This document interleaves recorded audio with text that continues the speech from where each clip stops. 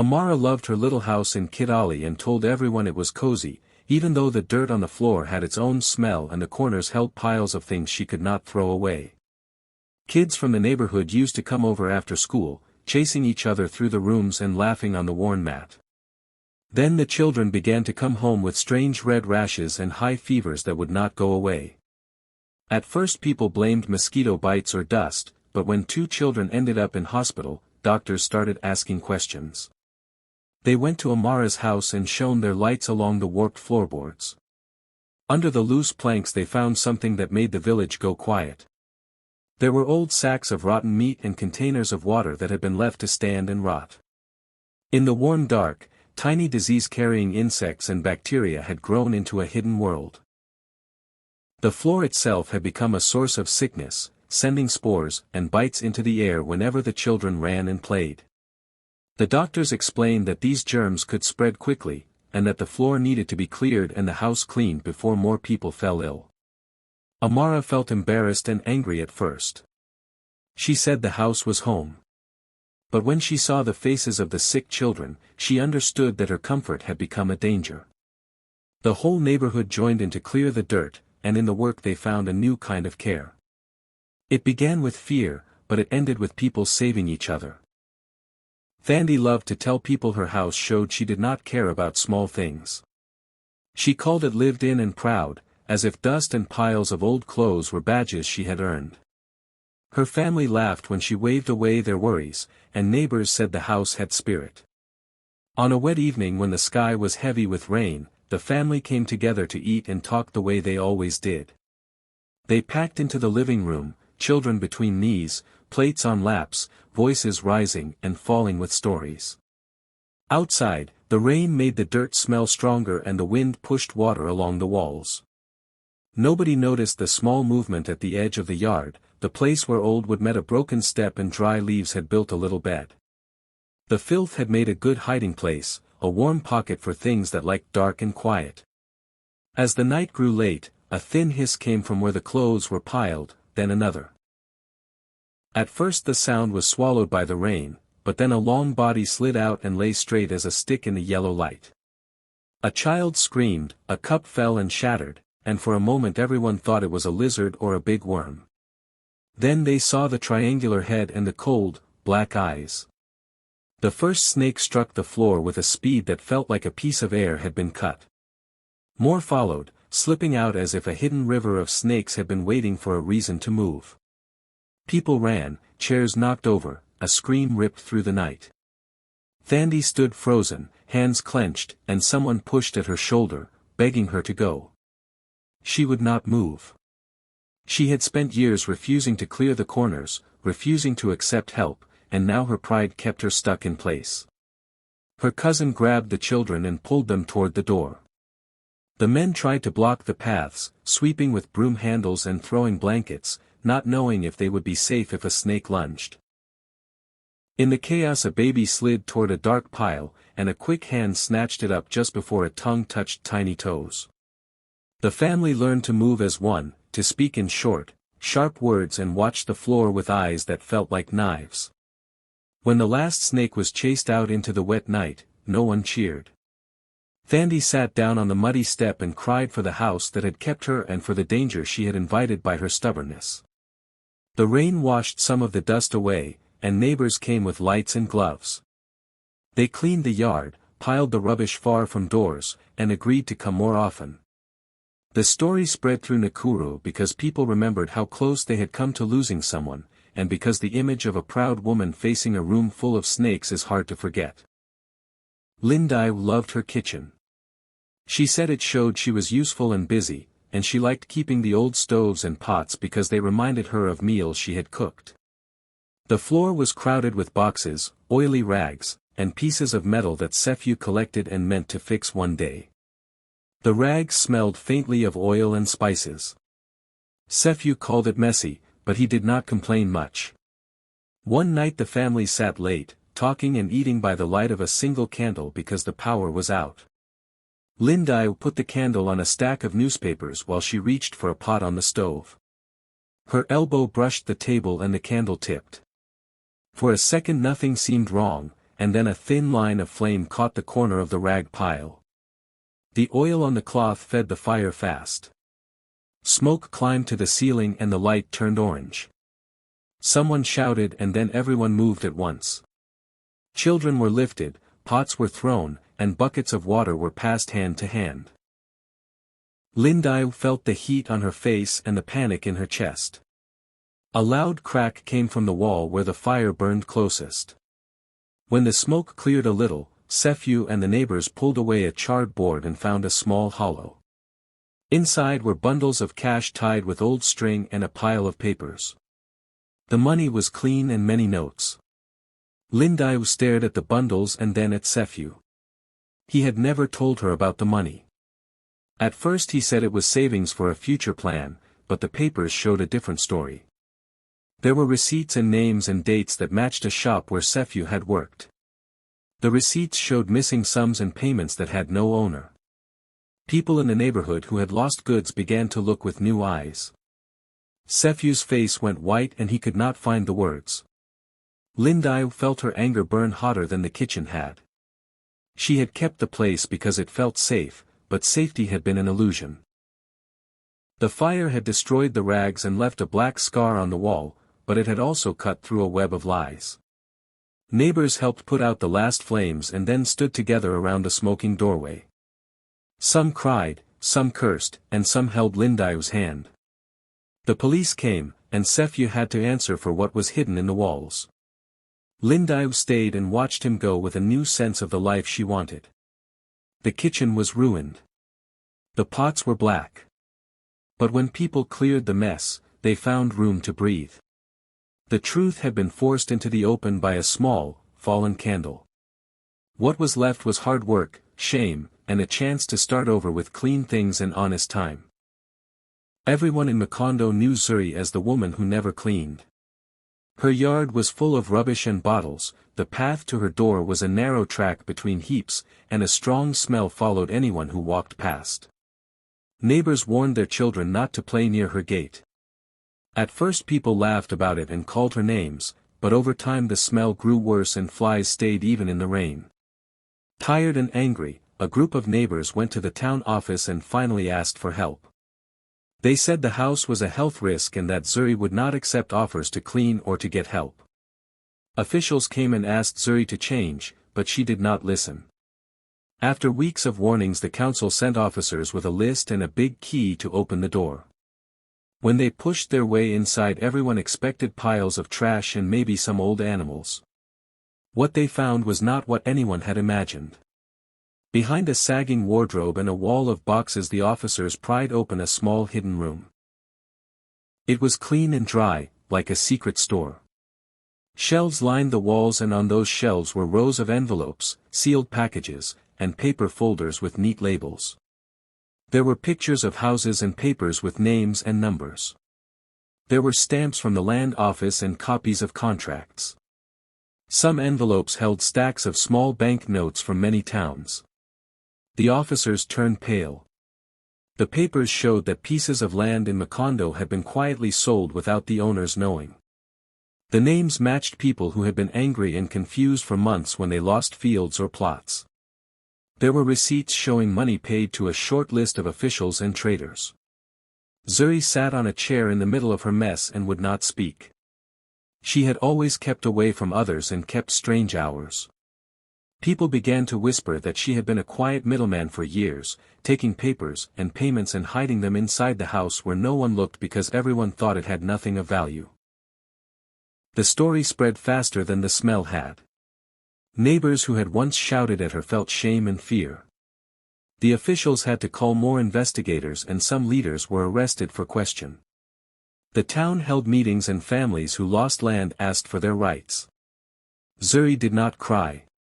She only stared at the bundles and finally, in a low voice, told how she had been paid to keep things hidden and how fear had kept her from stopping it. The rubbish in her yard stayed for a while, but people came together to clean up Macondo and to repair the trust that had been broken. In the end the house that everyone had used to make jokes became the place that showed how small acts of silence can hide large wrongs, and how a single decision to report a problem can change a whole town. Nia kept everything she could not throw away. Her house filled up fast with old clothes, broken chairs, paper, boxes and things she said she might need one day. People in the street called her names and laughed. They could not understand why she liked to live with dirt and piles. For Nia the mess felt like a wall that kept the world out. It felt safe. Then, late one evening, she heard a small sound under a pile of blankets. At first she thought it was the wind or a rat. She pushed the blankets with her foot and the sound stopped. The next night it came again and it was louder. It was not just one noise but something moving, scratching, as if something very big was trying to find air. She told herself to ignore it. She put more things on top and pretended the sound was gone. The scratching grew bolder. Things fell from the stacks and the floor shivered when the thing pushed hard from inside the wall. The smell changed. It was the smell of wet fur and old blood and a long-lost dampness. Her heart beat fast. She called her neighbor across the path, but people who had laughed before stayed away. A small boy threw a stone and the noise answered with a deep, low growl that made everyone jump back. Nia felt the fear she had kept under the piles come up like smoke. She could not sleep. She moved by day and listened at night. When she finally dared to pull away a heavy box, a large shape lunged out and filled the doorway. It was not a rat or a cat. It was a wild dog, bigger than any dog she had seen in town, its coat thick with dirt and its eyes like hot coals. Behind it were smaller shapes, pups with thin ribs and hungry mouths. The dog barked and snapped, and for a moment Nia thought it would bite her. Then it whined and leaned its head against her leg as if it knew her voice. Someone screamed and someone else ran for a rope and a blanket. A woman from next door came with a sack of food and a calm voice. They covered the pups and guided the big dog into a yard while someone called the animal rescue team. It took hours, and it left marks and torn fabric and a memory that would not go. Nia sat on the floor in the empty place the dog had used like a bed and cried for the mess she had trusted and for the danger she had invited. People came by the next day with brooms and strong gloves. They picked up the boxes and the blankets and cleaned the corners no one had cared about. Nia helped and she learned to let the neighbors come in.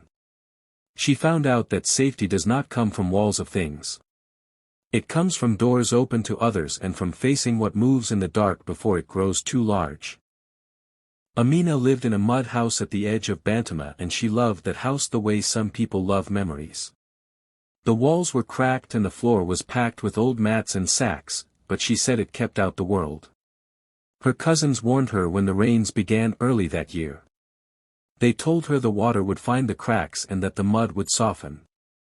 They offered to help move her things, to put her with them for a while until the weather passed. Amina laughed and waved them away. She said the house had stood for years and that she had no fear of a little rain. For weeks the sky stayed heavy and the ground smelled of wet earth. Small streams ran down the lane and water pooled near the low doorstep. At night she heard the slow drip into bowls and a tiny slide of damp from the roof. Neighbors began to whisper about the ceiling. Cracks showed like tired lines. A cousin came one afternoon and tried to nail a board to the roof, but Amina shook her head and ordered tea. The warnings kept coming, but Amina kept the house the way she liked it. Then one night a long storm blew in. The wind hit hard and the rain hit harder. The family sat together in the dim room, trading stories and keeping close against the cold. A sudden sound broke through the talk. It was not thunder but the heavy, soft give of mud failing.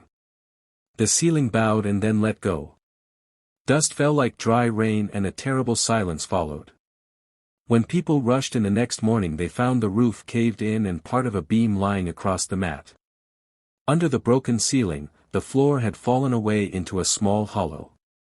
There, half covered by wet thatch and torn cloth, lay the body of a person no one in the village could name at first. Faces went still.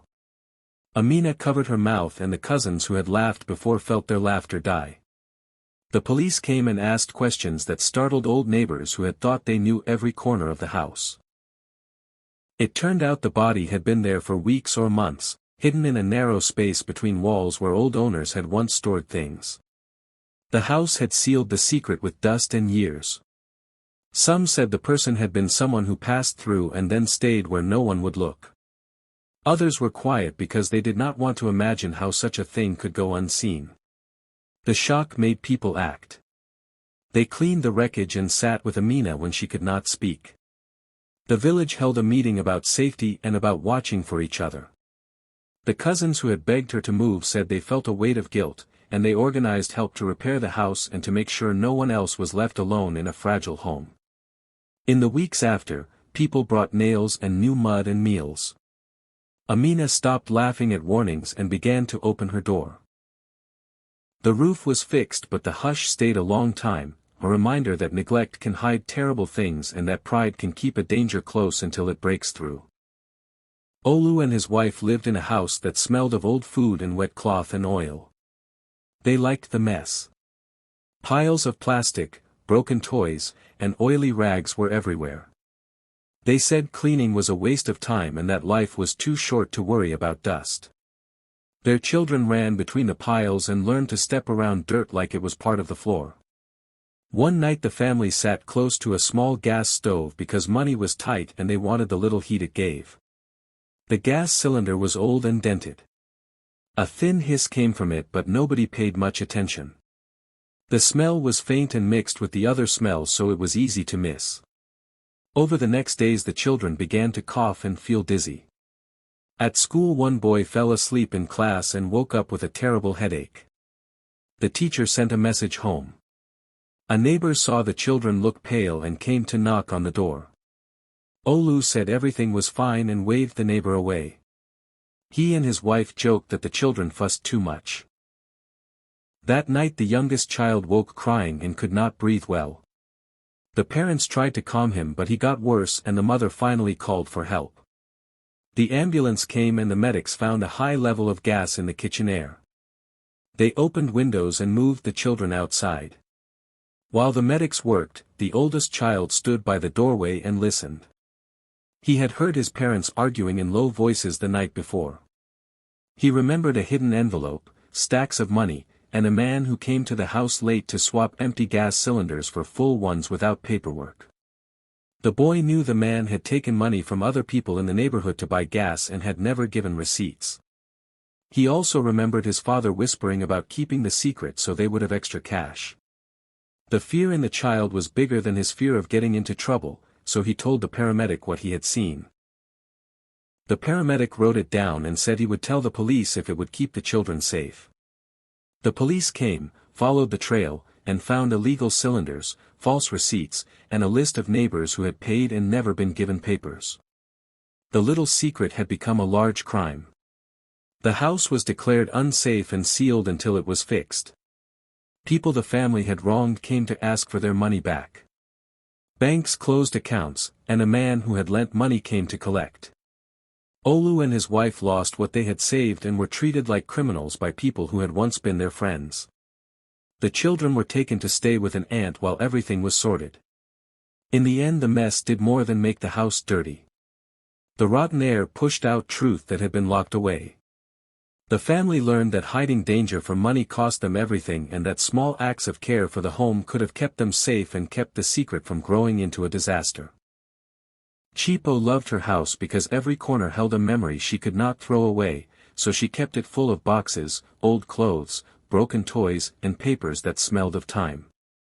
Neighbors shook their heads and warned her that the roof looked weak and the walls were cracking, but she only smiled and said the house held her family's past and she would not leave. Years of rain and neglect made the mud and wood soft, and one morning, with a long, slow sound like a tired sigh, the front room collapsed into a heap of dust and beams. Chipo stood at the edge of the rubble and cried because she had lost the room where she kept the best things. When the neighbors helped pull away a burned beam, a small wooden chest fell free and rolled into the light. It was heavy and locked, and the metal was old but bright. Inside, among faded cloth, were papers, maps, and a bundle of letters stamped with names from other towns. The papers showed that long ago someone in Chipo's family had been cheated out of land and money. The chest also held a list of names and receipts that tied the missing inheritance to people who now lived in the town. Word spread faster than dust in a dry wind. People came with questions and anger. Some wanted to claim what they said was rightfully theirs. Others feared that the papers could destroy reputations and friendships. Town leaders called meetings and old stories came back into the open. Accusations flew, and soon the police were at Chipo's door reading the letters and making notes. Families who had felt small suddenly demanded answers.